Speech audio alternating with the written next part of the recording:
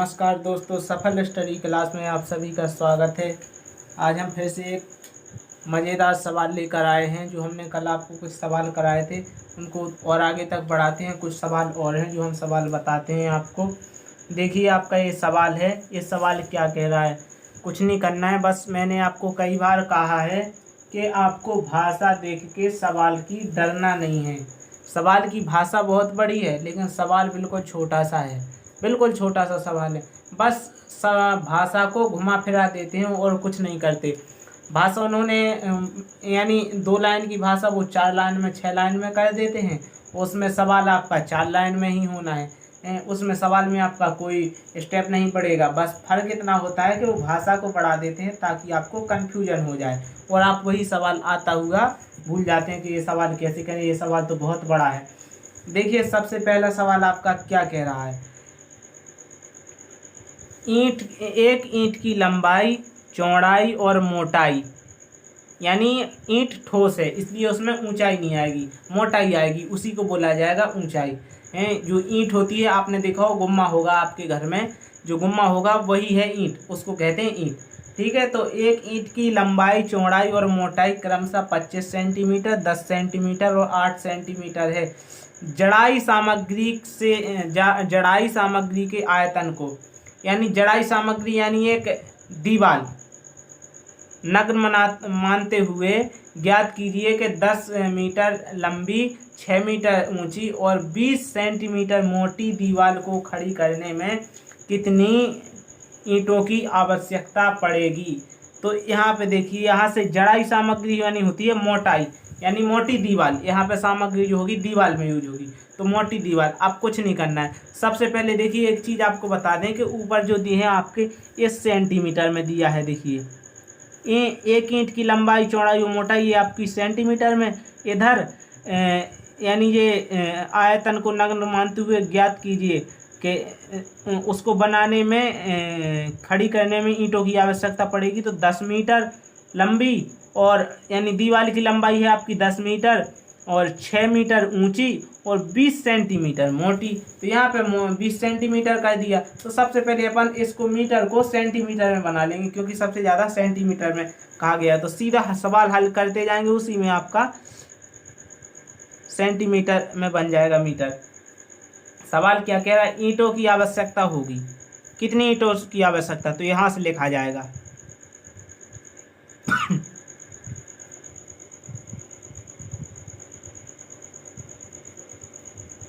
क्या होगा आपका? मोटी दीवार का आयतन को नग्न मानते हुए। तो यहां से अपन लिखेंगे मोटी दीवार का आयतन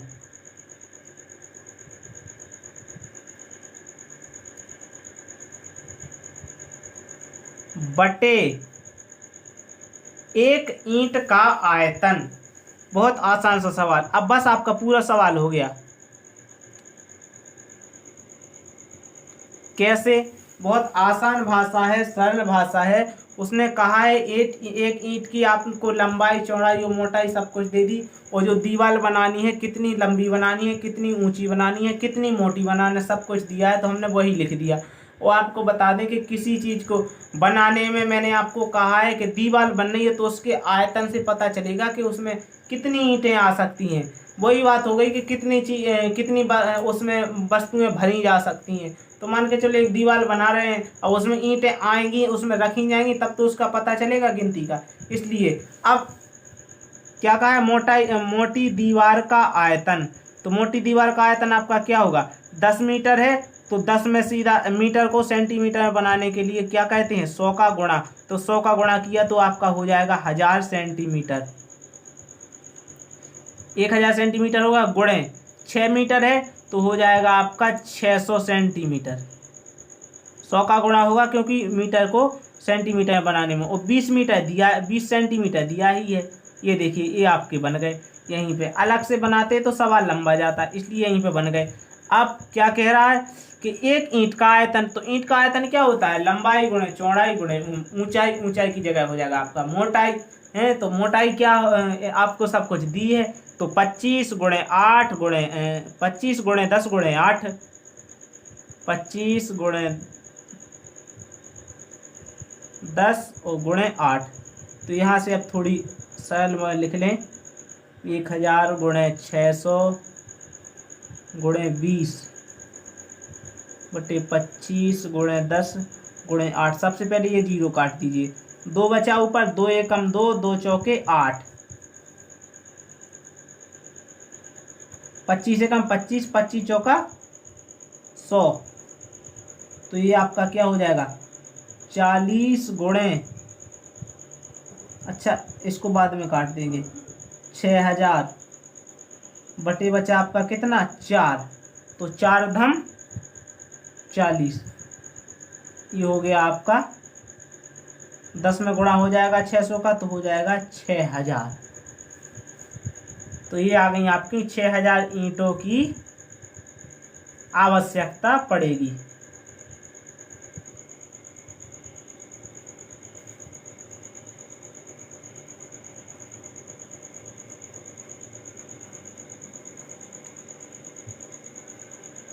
अब बताइए आपको कहाँ पे समझ नहीं आया? इतना आसान सवाल था, बस समझने की बात है और कुछ नहीं है।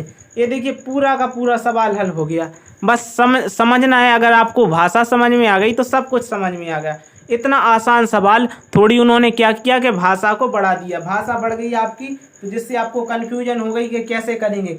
बस इसमें जैसी भाषा दी होती है उसी भाषा में बनाना पड़ता है सवाल को, उसी भाषा में हल करते जाना पड़ता है। सूत्र आपका वही होता है जो लगना है। अच्छा एक सवाल ये हो गया, एक सवाल और है, थोड़ा डिफिकल्ट है, इसको समझने की बात है और कुछ नहीं है, बाकी बहुत सरल है। देखिए ये सवाल आपका क्या कह रहा है, मैं सवाल बताता हूँ आपको। ये देखिए दोस्तों आपका अगला सवाल क्या कह रहा है। सबसे पहले सवाल को पढ़ते हैं। एक बच्चा भवन ब्लॉकों से खेल रहा है जो एक घन के आकार के हैं। उसने एक ढांचा बनाया, प्रत्येक घन का किनारा 3 सेंटीमीटर है। उस बच्चे द्वारा बनाए गए ढांचे का आयतन ज्ञात कीजिए। तो हम आपको एक चित्र दिखाते हैं, हमने बनाया लेकिन ये थोड़ा गलत है, जैसा चित्र बनाया वैसा बन नहीं रहा वो। तो ये देख लीजिए। अब इसमें जो है जो चित्र है, इसमें जो ब्लॉक लगे हुए हैं ये 15 है इसमें, ठीक है, टोटल 15। अब एक चीज़ यहाँ पे ब्लॉकों की संख्या लिख लेते हैं अपन, 15।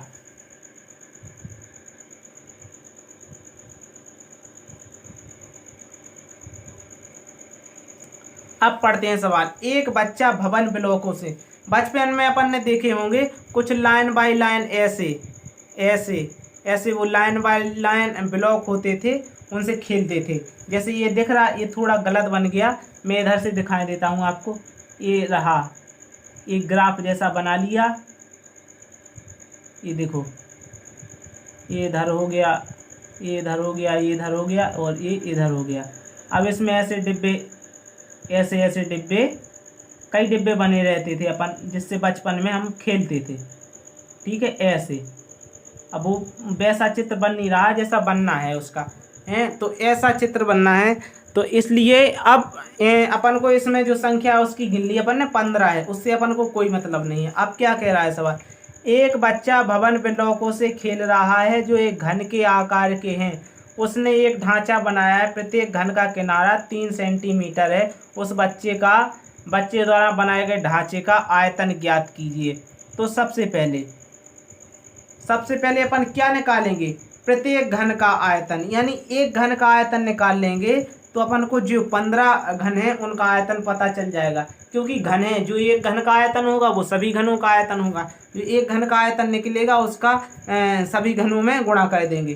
तो सबसे पहले प्रत्येक घन का आयतन, यानी एक घन का आयतन, एक घन का आयतन,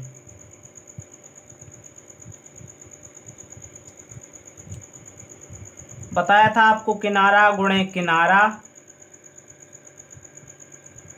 किनारा, या लिख सकते हैं क्या, एक क्यूब, ठीक है, वही होता है। तो एक किनारा 3 सेंटीमीटर का है, तो तीनों किनारे आपके 3-3 सेंटीमीटर के होंगे।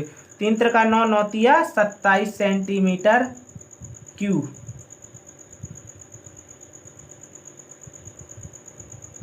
इधर लिख दिया, ये रहा, ये आ गया आपका प्रत्येक घन का आयतन।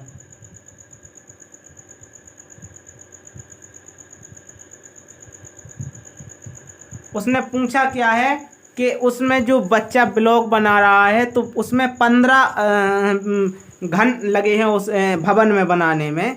जो आपने देखा होगा अपने घरों में, अपन बचपन में खेलते थे, उसी घन को बनाने में 15 ब्लॉक। अब मैंने क्या कहा था कि जब एक घन का निकला है, उसमें एक घन अपना एक घन का आयतन निकला है तो उसमें 15 घन लगे हैं, तो 15 में गुणा कर देंगे डायरेक्ट। तो यहाँ पे अपन सीधा करेंगे प्रत्येक घन का आयतन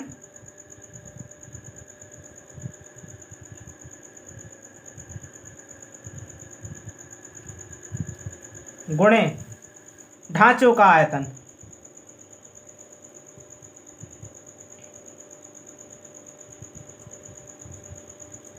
प्रत्येक घन का आयतन आया आपका 27। ढांचों का आयतन कितने ढांचे थे अपने? 15 ढांचे थे। या यहाँ पे सॉरी, ढांचों का आयतन नहीं लिखेंगे, यहाँ पे घनों की संख्या।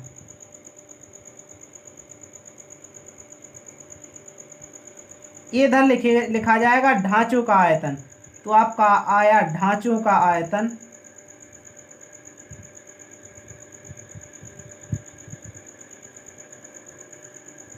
जो ऐसा इसलिए लिखा जाएगा क्योंकि उल्टा लिख दिया हमने, सवाल को पढ़ा, उसने एक ढांचा बनाया तो ढांचों का आयतन नहीं हुआ, घनों की संख्या। क्योंकि अपन का एक घन का आयतन निकला है, उसमें 15 घन लगे हैं, तो उस 15 में गुणा होगा एक घन का, तभी तो निकलेगा। और ढांचा बनाना है तो ढांचे का आयतन निकलेगा, इसलिए ढांचे का आयतन। अब प्रत्येक घन का 27 गुणे 15 अपन ने कर दिया, 15 का गुणा 27 में करेंगे तो 15 सत्ते 105 और 15 दूनी 30 और 1 15 सत्ते 105 और 10 बचा, 15 दूनी 30 और इधर 5 आएगा, 15 दूनी 30 और 10 40। ये हो गया आपका सेंटीमीटर क्यूब। अब बताइए इसमें क्या कठिन था? कुछ कठिन नहीं था, सवाल बहुत आसान है, बस आपको समझना है कि सवाल क्या कह रहा है। अब आपको इतनी आसानी से ये सवाल समझा दिए हैं हमने आपको। अगर आपको ये सवाल समझ में नहीं आते हैं तो आप हमें बता सकते हैं कि आपके सवाल ये हमको समझ में नहीं आए हैं। अब हम ये आपके मैथ के बारे में बहुत कुछ समझा दिया। हम आपको एक नया वीडियो ला रहे हैं जिसमें साइंस और सामाजिक विज्ञान जो कक्षा 8 में पढ़ते हैं उनके लिए बहुत ही अच्छे क्वेश्चन लाएंगे। जो आपकी NMMS, जो आपकी राष्ट्रीय छात्रवृत्ति आय की परीक्षा होती है, उसमें आपको कक्षा 9 से 12 तक 48,000 रुपया मिलते हैं, यानी 12,000 रुपये प्रत्येक साल के मिलेंगे आपको। 4 साल तक आपका स्कॉलर मिलेगा। तो इसके लिए हम विशेष जो नोट्स हमारे बने रखे हैं, मैंने जिससे पढ़ाया है, मेरे 2 भाई हैं, दोनों भाई उस परीक्षा में निकल गए हैं। एक भाई को 2 साल उसका स्कॉलर मिल गया है, तीसरी साल अभी मिल रहा है, एक अभी निकला है 9th में गया है। तो उसको भी मैंने ही घर पे पढ़ाया, कहीं पे नहीं पढ़ाया, अपने नोट्सों से उसको 2 बना के दे दिए। अब मैं कल से आपको मैथ की क्लास भी दूंगा। अब जो आपकी ये टॉपिक थे, अब मैं थोड़े चेंज कर रहा हूँ क्योंकि मुझे मैथ की क्लास देना है, साथ साथ में जो आपको जो NMMS की तैयारी करानी है, उसमें किस तरह के क्वेश्चन आते हैं, मैं आपको इसके बारे में बारीकी से समझाऊंगा। जो कोई अगर जो इसमें पढ़ लेगा तो आपको बहुत ही आपके लिए स्कॉलर में बहुत ही लाभदायक होगा, क्योंकि आपका ऐसे वही 2800 3000 रुपये आता है अगर एक क्लास में आपका स्कॉलर 9th से 12th तक। और इसमें अगर आप निकल जाते हैं तो 12,000 रुपये आपकी साल मिलेगी, एक साल में 1,000 रुपये एक महीने का मिलेगा आपको, जिससे आपकी पूरी पढ़ाई का खर्चा निकल आएगा। आपकी कोई खर्चा आपका घर से नहीं लगेगा, लेकिन वो मिलेगा आपको वही परीक्षा होने के बाद मार्च अप्रैल या मई जून के लगभग आ जाएगा आपका स्कॉलर आपके पास। बस आपको लेकिन पढ़ना है, बस आप अगर मन से पढ़ गए तो इसमें कुछ ज़्यादा नहीं, यानी इसके एक ही पेपर होता है जिसमें 90 क्वेश्चन आते हैं। तो इसमें साइंस आती है और सामाजिक आती है और मैथ आती है। तो आपको साइंस, सामाजिक, मैथ में इतने बड़े सवाल नहीं आते हैं। ये आपकी मैंने जो आपके पढ़ाई के अनुसार मैंने पढ़ाया है। अब जो मैं आपको एक अलग से नोट्स बना रहा हूँ, कल से आपकी क्लास शुरू हो जाएगी। NMMS की विशेष तैयारी मैं बहुत आसानी से कराऊंगा। अच्छा, आपको हमारे वीडियो अच्छे लगते हैं तो हमारे चैनल को सब्सक्राइब करें और अपने दोस्तों को शेयर करें और हमारी वीडियो निरंतर देखते रहिए। हम आपके लिए ऐसे ही मज़ेदार वीडियो लाते रहेंगे। बहुत बहुत धन्यवाद।